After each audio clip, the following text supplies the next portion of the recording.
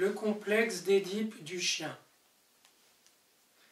C'est un joli film de Jim Jarmusch que j'ai vu à Cannes. Il ne s'appelle pas comme ça, hein.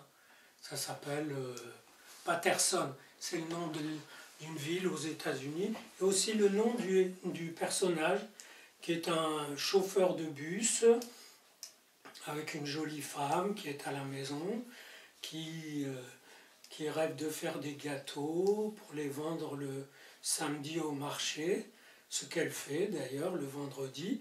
Et le film enchaîne les journées, lundi, mardi, il ne se passe pas grand-chose. Et voilà, il va au travail, il revient, mais il écrit des poèmes. Et c'est un mordu, de la poésie. C'est des poèmes assez light, assez légers, pas grand-chose, mais enfin, bon. Et sa femme est admirative, elle lui dit, il faut absolument que tu photocopies ton recueil, ton carnet de poèmes, je veux que la terre entière les connaisse, etc. Et puis, elle fait ses gâteaux, elle les vend le samedi, et ça se passe bien, elle a presque 300 $, et elle l'invite au restaurant, au cinéma, une pizzeria et au cinéma.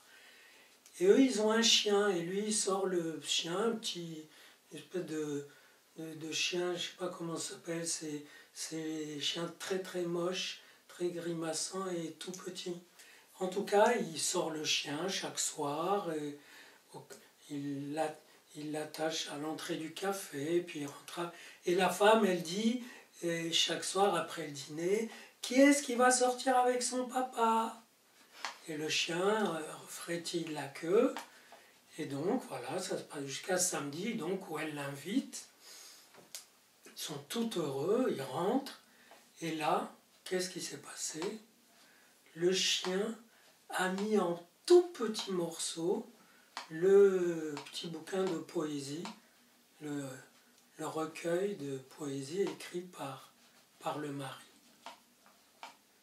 J'ai dit complexe d'Édipe du chien parce que c'est clair que le chien est jaloux du lien entre le père, puisque la femme l'appelle le papa, elle appelle le chien le fils, donc est jaloux, et enfin cet homme lui vole la passion de sa maîtresse, l'affection en tout cas, et bon, lui il encaisse tout, l'homme, il est un peu déprimé, mais bon, voilà. Et pour une fois, il sort se promener tout seul, dans la ville, sans le chien. Et il s'assoit dans un endroit un peu pittoresque. Et il y a un touriste japonais qui passe, qui était venu voir cette ville parce que y habitait un poète, un peu dans le genre de ce qu'admire le héros. Des poésies un peu light.